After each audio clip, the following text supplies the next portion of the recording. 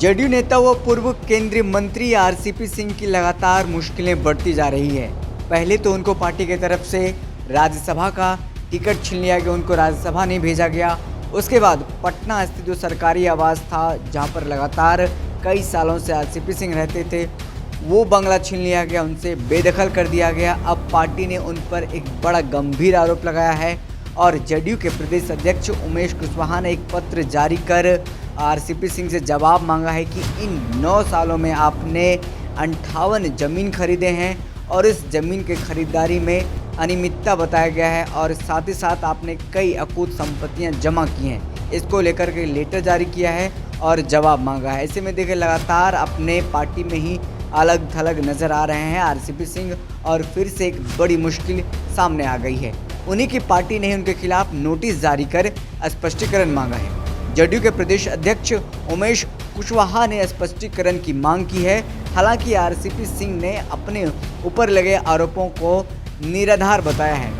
RCP Singh से नालंदा जदयू के 2 कार्यकर्ताओं की शिकायत का जवाब देने को कहा है।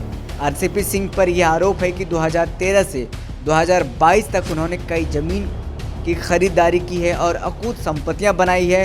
हालांकि आरसीपी सिंह ने अपने ऊपर लगे आरोपों को निराधार बताया है। उन्होंने बताया है कि 2 बेटी लिपि सिंह और लता सिंह के नाम पर जमीन खरीदी है, जिसमें किसी तरह की कोई गड़बड़ी की बात नहीं है।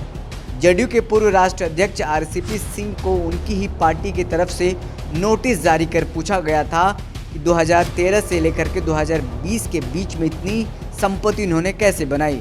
मीडिया के सवालों का जवाब देते हुए पूर्व केंद्रीय मंत्री आरसीपी सिंह ने बताया कि उनकी एक बेटी आईपीएस और दूसरी बेटी अधिवक्ता है।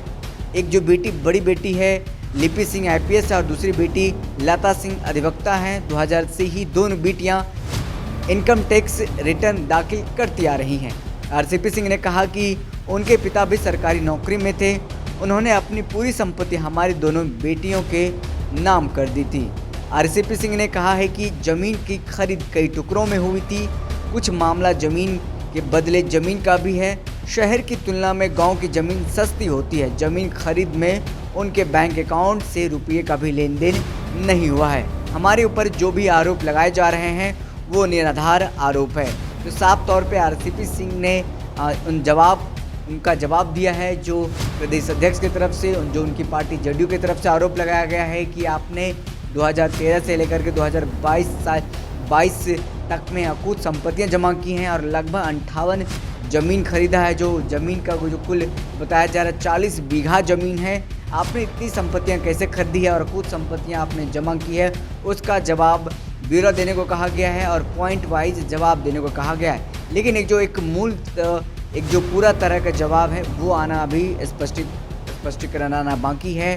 हालांकि उपेंद्र कुशवाहा जो कि राष्ट्रीय संसदीय दल के राष्ट्रीय अध्यक्ष हैं, उनका कहना है कि अगर दोषी पाए जाते हैं तो आरसीपी सिंह पर कार्रवाई होगी। लेकिन लगातार जिस तरीके से अपने ही पार्टी में अलग थलग नजर आ रहे हैं आरसीपी सिंह, ऐसे तो साफ है कि आने वाले दिनों में और आरसीपी सिंह की मुश्किलें बढ़ती नजर आ रही है। आपने देखा होगा बीते दिनों जब वो यात्रा पर निकले थे आरसीपी सिंह, उनके जो तमाम कार्यकर्ता हैं नारे लगा रहे थे मुख्यमंत्री कैसा हो, आरसीपी सिंह जैसा हो, आरसीपी बाबू जैसा हो। तो उसके बाद देखिए अब जाकर के फिर से मुश्किलें बढ़नी अब तय है कि जिस तरीके से लगातार पार्टी में ही अलग थलग चल रहे हैं और पार्टी के खिलाफ जिस तरीके से उनके जो समर्थक हैं वो बयान देते हैं और पार्टी के खिलाफ जाकर के मीडिया में बयानबाजी करते हैं। फिलहाल इस खबर में इतना ही। हमें दीजिए इजाज़त, फिर मिलते हैं किसी बड़ी खबर के साथ।